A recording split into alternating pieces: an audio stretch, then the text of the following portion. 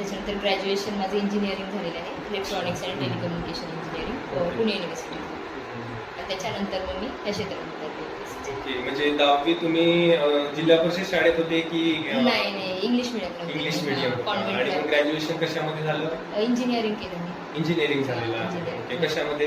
Electronics and telecommunication. म्हणजे आता बरेच विद्यार्थ्यांचा हे असतो, कल असतो की इंजिनिअरिंग करता करता एमपीएससी करावं का, कारण त्याच्यामध्ये इंजिनिअरिंगचे विषय वेगळे असतात आणि तुमचे इकडे भूगोल इतिहास वेगळे असतात. मग त्याचा कंपाईल कसं करायचं इंजिनिअरिंग विद्यार्थ्यांनी? माझं तर असं मध्ये इंजिनिअरिंगच करावं असं नाही, पण ग्रॅज्युएशन हे फॉर्म पाहिजे तुमचं. एमपीएससी जरी तुम्ही तुमचं फ्युचर करणार असाल तर आजकाल खूप असं कल चाललाय की प्लेन BA वगैरे करणे, म्हणजे त्याच्या थ्रू मग हा अभ्यास कंटिन्यू करतात. पण मला असं वाटतं की ग्रॅज्युएशन तुमचं चांगल्या क्षेत्रात झालंच पाहिजे, कारण की गव्हर्नमेंट क्षेत्रामध्ये जॉब लागेल की नाही ह्याचं काही कन्फर्मेशन आपल्याला नसतं. जोपर्यंत लागत नाही तोपर्यंत आपण म्हणू शकत नाही की yes I will do it किंवा होणारच माझं. त्यासाठी प्लॅन B साठी तुमचं ग्रॅज्युएशन चांगल्या क्षेत्रात असणं खूप मस्ट आहे. एमपीएससी पर्यंतचा प्रवास कसा? माझी सुरुवात तर ग्रॅज्युएशन नंतर झाली, म्हणजे खूप लेट सुरुवात केली मी अभ्यासाला, कारण ग्रॅज्युएशन पर्यंत मला अजिबात नॉलेज नव्हती का एमपीएससीची, म्हणजे कसं ह्या क्षेत्रात उतरायचं वगैरे.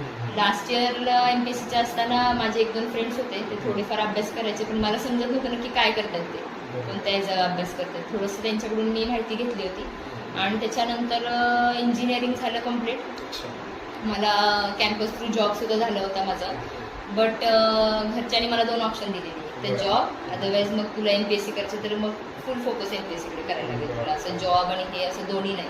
मग त्याच्यानंतर मग मी निर्णय घेतला की जॉब न करता मी ह्या क्षेत्रात उतरले डायरेक्ट. म्हणजे तुमचं स्वप्न होतं का की एमपीएससी नाही असं नाही स्वप्न वगैरे असं काहीच नाही, कारण आपली स्वप्न दरवेळेला बदलत जातात. 5वीत वेगळं असतं, 6वीत वेगळं असतं, 7वीत वेगळं असतं. तसंच माझं होतं. असं काय इंजिनिअरिंग होईपर्यंत सुद्धा मला असं काही नव्हतं की बाबा गव्हर्नमेंट क्षेत्रातून PSI व्हावं किंवा असं काही. त्याच्यानंतर मी एमपीएससीत उतरले आणि PSI व्हावं असं काहीच नव्हतं. माझा अभ्यास मी राज्यसेवेचाच चालू होता माझं कंटिन्यू, पण मध्ये कोरोनाचा पिरियड आला, 3 वर्ष ते कोविडमध्येच गेले. मग त्याच्यानंतर मग मला PSI ची एक्झाम निघाली, मग मी फोकस माझा हलवला, PSI घेतली.